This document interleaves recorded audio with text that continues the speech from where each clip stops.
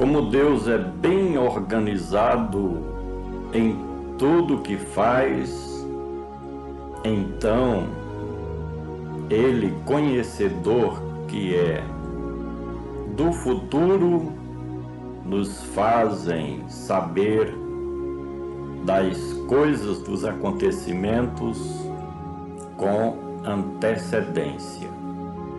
Nós temos o livro do Apocalipse, que é o livro das revelações de Jesus Cristo, que nos mostram muitas coisas que estão acontecendo nos dias de hoje e que brevemente se cumprirão muitas coisas ainda. Já naquela época, Deus se utilizando de João para escrever o livro do Apocalipse, como o Senhor Jesus se preocupava com a sua igreja, ele determinou que o escritor enviasse várias cartas para as igrejas na Ásia Menor. Quero ler Apocalipse capítulo 2, versículos 18 ao 21, onde está escrito: E ao anjo da igreja de Tiatira escreve: Isto diz o Filho de Deus, que tem seus olhos como chamas de fogo e os seus pés semelhante ao latão reluzente. Eu conheço as tuas obras e o teu amor e o teu serviço e a tua fé e a tua paciência, e que as tuas últimas obras são mais do que as primeiras. Mas tenho contra ti que toleras Jezabel, mulher que se diz profetiza, ensinar e enganar os meus servos para que se prostituam e comam dos sacrifícios da idolatria, e dê-lhe tempo para que se arrependesse da sua prostituição, e não se arrependeu.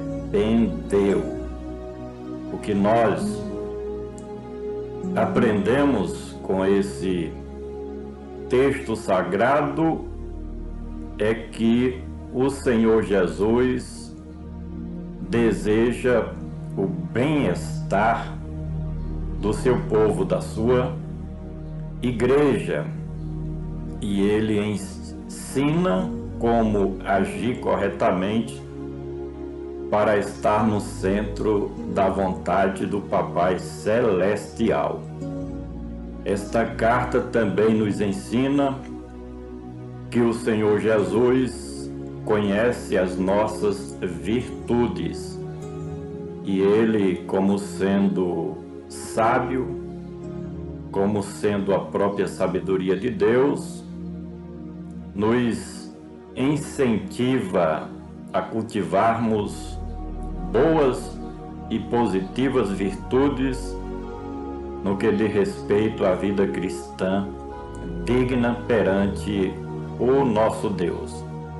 E ao anjo da igreja de Tiatira escreve: Isso diz o Filho de Deus, que tem seus olhos como chamas de fogo e os seus pés semelhante ao latão reluzente. Quem estava enviando esta correspondência, este ensinamento, era o próprio Cristo Jesus, o Filho de Deus, aquele que conhece todas as coisas. Quando se fala sobre olhos como chamas de fogo, fala sobre o olhar prescrutador do Senhor Jesus, em que ele tem pleno conhecimento de tudo aquilo que acontece com a nossa vida.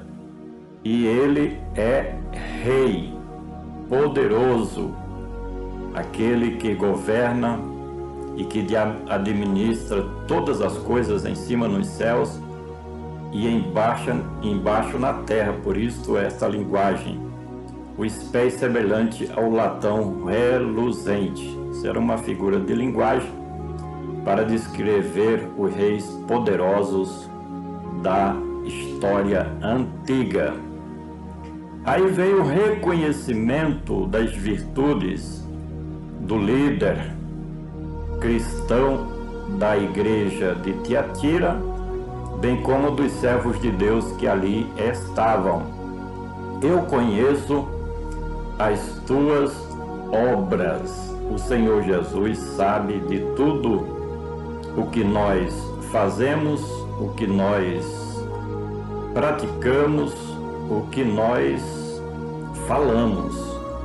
Aquilo que nós fazemos em prol do reino de Deus está de maneira clara e patente perante o coração do Senhor Jesus, porque Ele nos conhece de perto a cada um.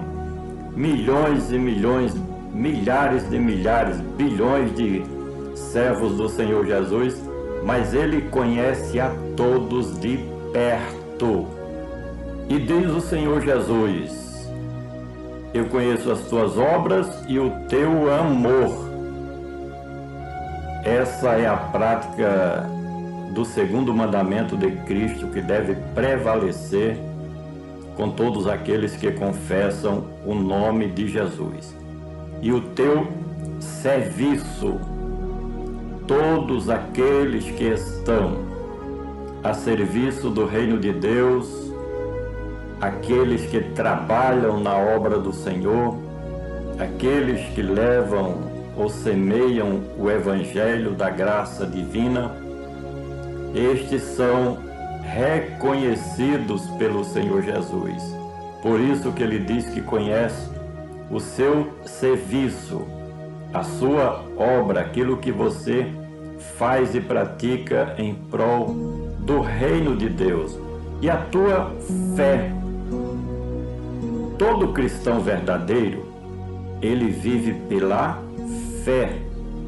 É isso que nos ensina Romanos capítulo 1, versículo 17. Mas o justo viverá da sua fé.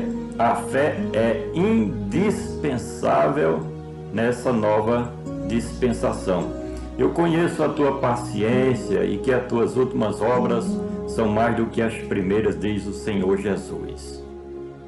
Era uma pessoa que estava evoluindo na sua vida espiritual e que, em vez de regredir naquilo que fazia para o reino celestial, era avançando, progredindo, trabalhando mais, se esforçando mais, buscando mais, dando mais de si para ver o crescimento da obra de Deus, do reino de Cristo Jesus. Mas tenho contra ti que toleras Jezabel, mulher que se diz profetiza, ensinar e enganar os meus servos para que se prostituam e comam dos sacrifícios da idolatria. Havia ali na igreja de Tiatira uma das interpretações mais seguras que nós podemos interpretar é que havia uma mulher que era profetisa. Há outras interpretações, mas a mais direta é essa, uma mulher que era uma liderança da igreja e que, em vez de ensinar os servos de Deus a adorar unicamente a Cristo Jesus, ensinava a eles se prostituírem com a idolatria.